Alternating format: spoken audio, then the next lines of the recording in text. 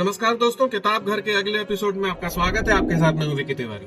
दोस्तों, अगर आप हमारे इस चैनल पर नए हैं, पहली बार आए हैं, तो सबसे पहले सब्सक्राइब करके बेल आइकन दबाना ना भूलें, जिससे हमारे आगे आने वाले हर वीडियो का नोटिफिकेशन सबसे पहले आपको मिले।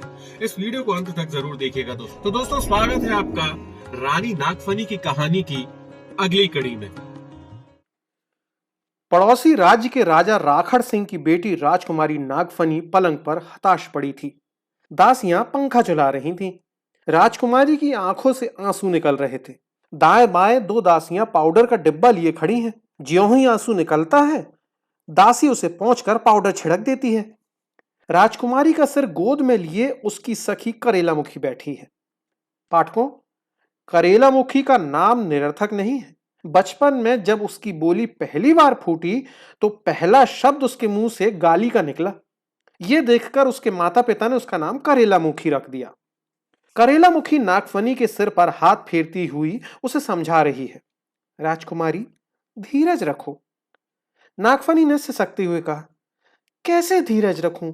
तू ही बता सखी। आज 5वीं बार मेरा प्रेम टूटा है। कितने आघात मेरे हृदय ने सहे हैं। अब तो मैं प्रेम करते करते थक गई हूं। करेलामुखी ने कहा, राजकुमारी, प्रेम का पथ कांटों से भरा ही है। इससे क्या घबराना? हर घाव का मरहम होता है। एक प्रेम का घाव भी दूसरे प्रेम के मरहम से भर जाता है। नागफनी बोली, नहीं, मेरे घाव नहीं भर सकते। एक घाव सूखता नहीं है कि दूसरा हो जाता है। मेरी किस्मत ही खराब है। मेरे देखते देखते ही कितनी लड़कियों ने प्रेम किया और उनका प्रेम सफल भी हुआ। उनके प्रेमियों ने या तो उनसे विवाह कर लिया या आत्महत्या कर ली। उस भानुमति को ही देखो, ना अच्छी साड़ियां हैं उसके पास और ना ठीक से मेकअप करती है, पर उसके प्रेमी ने उससे विवाह कर लिया। जूही के प्रेम में अभी तक 2 आदमी आत्महत्या कर चुके हैं और एक मैं अभागिन हूं, जिसने 5 से प्रेम किया पर एक भी ना विवाह करने को तैयार हुआ ना आत्महत्या करने को। सब ने किसी और से शादी कर ली। अब मैं क्या करूं? मैं ऊंचे कुल की कुमारी हूं। मेरे कुल की नारियां पुराने जमाने से हंसते हंसते आग में कूद जाती थी। मुझे तो पहला प्रेम टूटने पर ही आत्महत्या कर लेनी थी, पर मैंने धैर्य धारण किया। अब मैं हार गई हूं। अब तो मैं आत्महत्या करूंगी। यह सुनकर करेलामुखी कांप उठी। समझाने लगी, राजकुमारी, इतनी उतावली मत करो। जैसे 5 वैसे 6। एक ट्रायल और करो। कल शाम को नगर सेठ का लड़का उड़ाऊ मल तुमसे मिलने आने वाला है। तुम उससे प्रेम करो। उसके रंग ढंग से मालूम होता है कि वो या तो शादी कर लेगा या आत्महत्या। नागफनी हट करने लगी। उसने कहा, नहीं, नए प्रेम के लिए मुझ में उत्साह ही नहीं रहा। अब सिर्फ मर जाने का उत्साह मेरे मन में है। करेलामुखी समझाकर हार गई, पर नागफनी अपने निश्चय पर अटल रही। और क्यों न रहे, आन बान वाले कुल की थी। बड़ी शांति से उसने करेलामुखी से कहा, सखी, तू आत्महत्या के प्रकारों की खोजबीन करके यह बता कि किस प्रकार आत्महत्या करना मेरे कुल की प्रतिष्ठा के अनुकूल होगा। सारा प्रबंध भी तुझे ही करना है। करेलामुखी बहुत दुखी थी। वो एक आह के साथ उठी और प्रबंध करने चली गई। इधर नागफनी अंतिम चिट्ठियां लिखने बैठ गई। उसने एक चिट्ठी अपनी मां को लिखी। मां, मैं तुम्हें छोड़कर सदा के लिए जा रही हूं। मैं जीवन से निराश हो गई हूं। आज मुझे 5वें प्रेमी ने धोखा दे दिया। मैंने 5 बार प्रेम किया, पर किसी प्रेमी ने न मुझसे शादी की न आत्महत्या की। मुझे धिक्कार है। मैं तुम्हारी बेटी कहलाने योग्य नहीं हूं। तुम मुझे क्षमा करना। तुम्हारी अभागिन बेटी, नागफनी। इसके बाद उसने अपनी आत्महत्या के संबंध में अखबारों के लिए एक वक्तव्य तैयार किया। यह वक्तव्य प्रेमियों के नाम खुली चिट्ठी के रूप में था। वो नीचे दिया जाता है, मेरे भूतपूर्व प्रेमियों, मैं तुम लोगों के कारण जान दे रही हूं। यदि तुम लोगों में तनिक भी राजभक्ति होगी तो तुम में से कोई एक प्राण देकर मुझे बचा सकता था, पर तुम सब कायर हो। ना जाने इस देश के युवकों को क्या हो गया है। एक वो जमाना था कि एक राजकुमारी के लिए सैकड़ों युवक प्राण देने के लिए तैयार रहते थे, और अब मुझे एक मरने वाले का टोटा पड़ रहा है। यह देश कहां जा रहा है? इस देश का कितना पतन हो गया है। मेरे पिता के पास इतना धन है, ऐश्वर्य है, मैं इतने बड़े बाप की बेटी हूं। मैं एक छोटी सी चीज चाहती थी, एक आदमी की जान, और तुम लोगों की जान इतनी महंगी नहीं है। अगर तुम में से कोई आत्महत्या कर लेता तो मैं अपना प्रेम सफल समझती। आत्महत्या नहीं कर सकते थे तो शादी कर सकते थे, तुमसे कुछ ना हुआ। मैं तो जा रही हूं, पर मैं अपनी बहनों को सावधान करती हूं कि जब तक कोई पुरुष आत्महत्या या विवाह करने का वादा ना करे, उससे प्रेम ना करे। दस्तखत नागफनी देवी। अब उसने अलमारी खोलकर अपने प्रेमियों के पत्र निकाले और उन्हें जला दिया। इसके बाद उसने अपने प्रेम पत्रों की नकलें और प्रेमियों के पत्र निकाले। उसने अपनी डायरी पूरी की और पत्रों तथा डायरी को कागज में लपेटकर बांधा और ऊपर राज्य के एक प्रसिद्ध लेखक का नाम लिखा। इस लेखक के नाम भी उसने एक पत्र लिखा है। मेरे प्रिय लेखक, मैं प्रेम में विफल होकर आत्महत्या कर रही हूं। मैंने तुम्हारे उपन्यास और कहानियां पढ़े हैं और पसंद किए हैं। मैंने देखा है कि तुम्हें सैनिटोरियम में पड़ी हुई या आत्महत्या करने वाली प्रेमिका अपने पत्र और डायरी भेज देती है और तुम उन पर से कहानी या उपन्यास लिख देते हो। मुझे समझ में नहीं आता कि ये लोग तुम्हें ये सामग्री क्यों भेजती हैं। जहां तक मुझे मालूम है, राज्य की ओर से ऐसा कोई आदेश नहीं है। मैं सोचती हूँ परंपरा के कारण ही ऐसा होता है। तुम्हारा 2 सालों से कोई उपन्यास नहीं छपा। कारण यह मालूम होता है कि तुम्हें इस बीच किसी निराश प्रेमिका ने चिट्ठियां और डायरी नहीं भेजी। मुझे तुम पर दया आती है।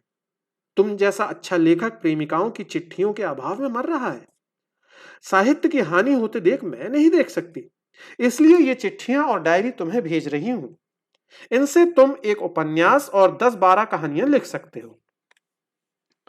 तुम बहुत स्थिरमती लेखक हो, जो लाइन पकड़ लेते हो पकड़े रहते हो।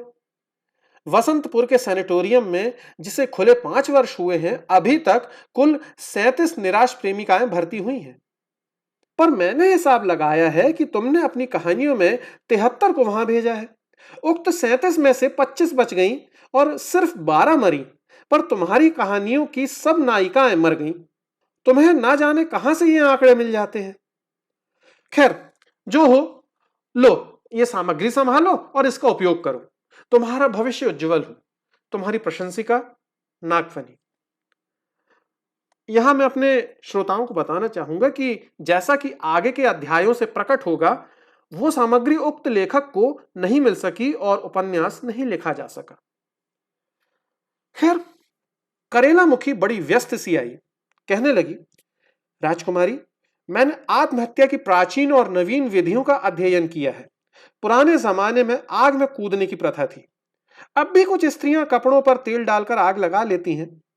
फांसी लगाने और जहर खाने की प्रथा भी है। अधिक भावुक स्त्रियां तो दूसरी स्त्री के अच्छे कपड़े और जेवर देखकर ही प्राण त्याग देती हैं। उस दिन नगर सेठ की लड़की बढ़िया साड़ी और गहने पहनकर निकली तो व्यापारी मोहल्ले में जहां से वो निकलती लाशें बिछ जाती। पर तुम इतनी भावुक नहीं हो और ना किसी स्त्री के पास ऐसी चीज हो सकती है जिसे देखकर तुम ईर्ष्या करो। हाँ, पति को छोड़कर। तुम्हें जल समाधि लेनी चाहिए। निराश प्रेमिकाएं भेड़ाघाट के जल प्रपात में कूदकर आत्महत्या करती हैं। तुम भी कल प्रातः काल में वहां चलकर घाट पर डेरा डालो और तीसरे पहर तक जल में प्राण विसर्जित करो। भेड़ाघाट का नाम सुनकर नागफनी कांप उठी। कहने लगी, सखी, वहां वहां तो बड़ा गहरा पानी है, मुझे डर लगता है। करेला मुखी ने आश्वस्त किया, नहीं, डर की कोई बात नहीं। गर्मी की ऋतु में वहां पानी काफी कम हो जाता है। नागफनी का मन कुछ शांत हुआ। उसने करेला मुखी से कहा, सखी, मेरा सब काम पूरा हो चुका। ये चिट्ठियां और ये पुलिंदा दोनों को मेरी मृत्यु के बाद यथास्थान पहुंचा देना। करेला मुखी ने सब सामग्री ले ली। राजकुमारी ने उसे जाकर प्रबंध करने का आदेश दिया। पर करेला मुखी मूर्ति की तरह वहीं खड़ी रही और उसकी आंखों से टप टप आंसू टपकने लगे। नागफनी ने यह देखा तो उससे लिपट गई। दोनों सखियां बड़ी देर तक सावन भादों के रूप रोती रहीं। करेला मुखी ने रोते रोते कहा, राजकुमारी, मैं भी तुम्हारे साथ चलूंगी। नहीं, नागफनी बोली, नहीं मेरी प्यारी करेला मुखी, तेरे मरने का कोई कारण नहीं है। अभी तो तूने किसी से प्रेम ही नहीं किया है। मेरे प्रेम में व्यस्त रहने के कारण तुझे अपना प्रेम करने का समय ही नहीं मिला। अब तू मन लगाकर प्रेम करना। यदि तेरा विवाह हो सका तो मेरी आत्मा को उस लोक में बड़ी शांति मिलेगी। करेला मुखी ने कहा, राजकुमारी, मुझे अपने साथ ले चलो। यदि तुम्हारा विवाह होता तो राजा साहब दहेज के साथ मुझे भी तुम्हारे साथ भेज देते। जब तुम इतनी दूर जा ही रही हो तब क्या मुझे तुम्हारे साथ नहीं चलना चाहिए? नागफनी ने कहा, नहीं, ये बात दूसरी है और मैं वहां बहुत दिन नहीं रहूंगी। वहां आत्मा की हर इच्छा ईश्वर पूरी करते हैं। मैं उनसे वर मांगूंगी कि मुझे पुरुष बनाकर पृथ्वी पर भेजें और मेरे उन धोखेबाज प्रेमियों को स्त्री बनाएं। मैं उन 5 से शादी करूंगी और उन्हें खूब कष्ट दूंगी। करेला मुखी को यह बात पटी नहीं। उसने कहा, राजकुमारी, ऐसी गलती मत करना। 5 स्त्रियों का पति खुद ही कष्ट भुगतता है। भूल कर भी ऐसा वर न मांगना। इसके बदले तुम ये वर मांगना कि उन 5 की स्त्रियां खूब लड़ें और चैन न लेने दें। नागफनी ने कहा, अच्छा, ऐसा ही सही, पर तू साथ चलने का हट मत कर।